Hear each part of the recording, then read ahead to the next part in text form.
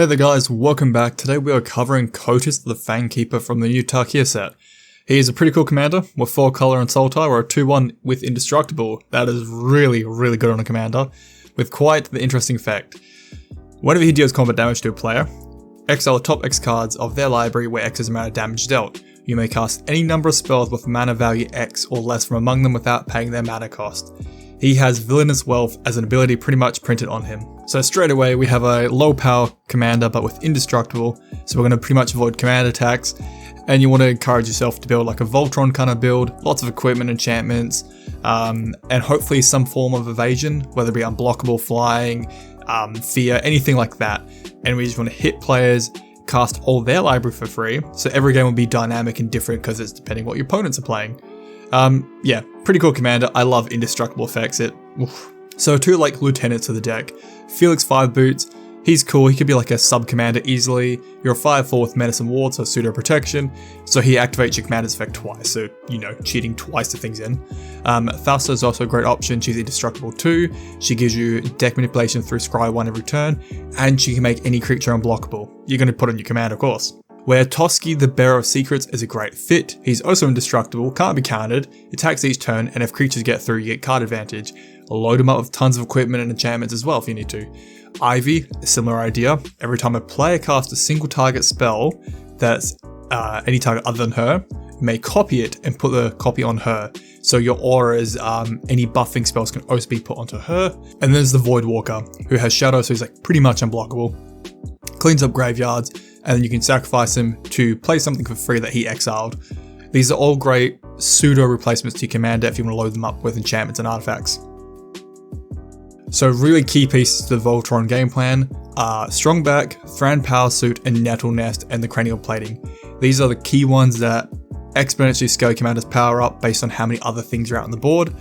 Strong Back in particular, make sure aura's 3 mana less to cast and your equipment 3 less to activate to equip to the creature, and it gives the creature 2/2 for each aura and equipment attached to it. That thing is nuts. Then the Thran Power Suit, doing a very similar thing. Your creature gets 1/1 for each aura and equipment attached to it, but your equipment and auras also have ward 2 through the power suit, making them harder to remove. Nettle Cyst brings along Living Weapon with it, so it's already a creature on the board, but it too scales up based on the number of artifacts and enchantments you control. And then Cranial Plating gives your creature a power buff based on artifacts you control, but you can attach instant speed so you can bounce around the board if you need to. Then we've got the big dumb Indomitable Might. Flash gives the creature 3/3 and it can assign damage as it wasn't blocked, guaranteeing your commander's ability to go off. Of course, Voltron deck wouldn't be complete without Elderizing Inscription, of course. Give a creature 10/10, Trample, and Annihilator. Doesn't matter what they block you with, you will trample over that creature, murk it into the ground, hit their face, and cast their library for free.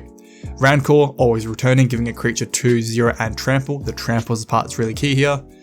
Shadow Spear, I hate that it's a $30 equipment, but it's such a good piece in the deck. It's 1 to play, 2 to equip, gives the creature 1/1 lifelink and trample. The lifelink is really nice to have that much damage and getting ahead, but you can also strip off hexproof indestructible for your opponents if you need to. Then there's a brand new Dragonfire Blade. It's cheap to play, cheap to equip on a commander with its reduction built in, gives the creature 2/2 and hexproof from monocolored spells. Really good against things like Swords to Plowshare, Path, or Chaos Warp, stuff like that.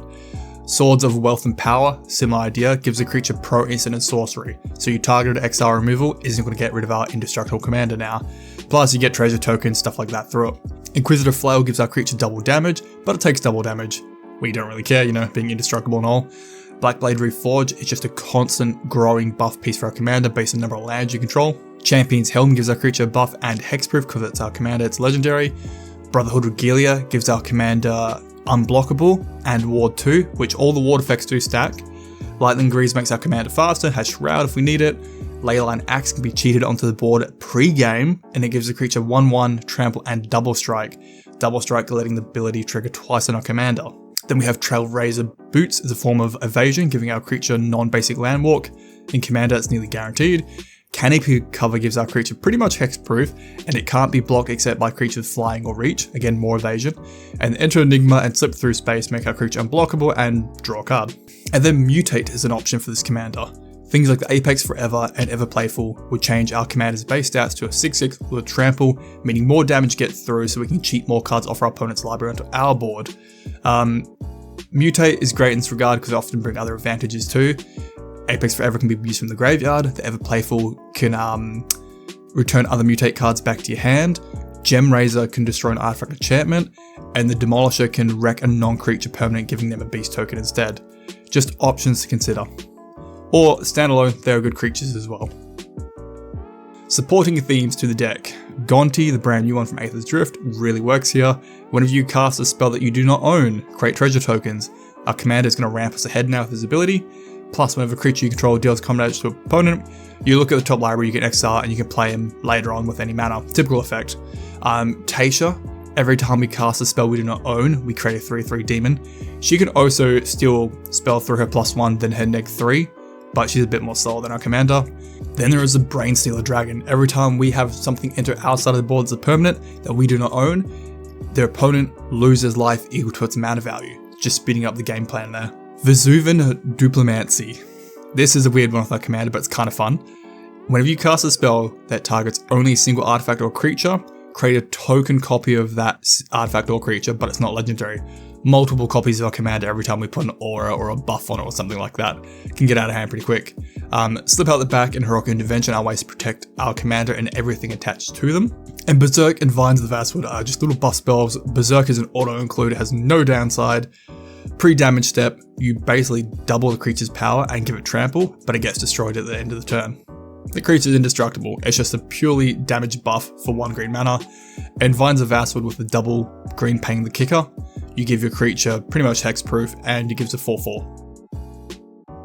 Now, because I hate my friend group a lot, for removal, I'm running 5 board wipes. Our commander is indestructible, we can live underneath these, we can keep just setting them off, slowing the game down, letting us keep hitting people while the board is clear, and stealing everything they have to, win the game. Bontu's Last Reckoning is cheap at 3 mana. Downside is we don't get to untap our lands next turn. I don't think I care because I'm playing your stuff for free through our commander. Damnation is only 4 mana, Deadly Cover Up is 5 mana, but you could maybe remove something from the graveyard, or if they're like a Relentless Rat deck, something like that can be far more punishing. Final Act and Deadly Tempest are both at 6 mana, but a bit bigger with more upside. Then we have Assassin's Trophy just to hit any permanent we need to, and then an Offer You Can't Refuse and Swansong to kind of protect our commander or other key pieces or just fight people. In terms of draw, Agent of Treachery and the Staff of Eden are very, very greedy for this commander. The agent himself on entry can steal something, but at the end of turn, if we have 3 things that we do not own but we do control, we get to draw 3 cards. Staff of Eden is simply just a tap to draw the number of permanents we control but do not own. Very, very greedy. But the Staff of Eden on entry can resurrect a legendary permanent from a graveyard. Grim Tutor is just the tutor I like to run because it's cheaper, I'm air quoting here. In terms of extra draw, Combat Research, Curiosity, and Sixth Sense are all doing the same thing here. When the creature it's equipped to deals damage, draw a card. Hunter's Insight can be a really big dumb draw spell. When a creature deals damage, you get to draw that many cards when it hits a player or a planeswalker. That's pretty good in this commander. In terms of ramp, nothing outstanding here. Cultivate, Kadama's Reach, and Sky Shroud Claim are all just default. Sky Shroud Claim gets non-basics if you want, so get you dual lands, your tri-lands, stuff like that. Then there's the Tower Winder, who I'm really liking. He's kind of replacing Steve for me. He's a good body that gets your command tower from your library, but he's also a good trade blocker. He's a 1/1 with Reach and Death Touch. Bird's Paradise and Delighted Halfling are just very good early ramp. Arcane Signet, Sol Ring, nothing out of the ordinary there. And then we run our 3 Talismans because they're cheap and low to the ground to get our commander out nice and early, hopefully.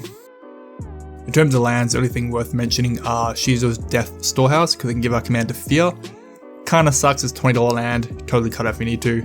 Rogue's Passage can be a last-ditch effort to make a creature unblockable. And then Wreck Tower because our hand size can get kind of big when we're caring about more playing our opponent's stuff more than our own. And that is Kotis. He is a very interesting commander. Really good in 1v1, but in a 4-player game, could be very fun. Politics, getting to play with everyone else's library. Every game will be different with this commander. That is his cool trait right there. I'm a big sucker for commanders that have indestructible printed on them. You kind of avoid your command attacks for the whole game unless you have direct exile removal. Yeah, so Tarkir, definitely a good set. I hope you're enjoying it so far as much as I am. Thank you for watching the video and thank you to my patrons for the support. Please like and sub, we are going for 5k, we are nearly there. Alright guys, thank you and catch you later.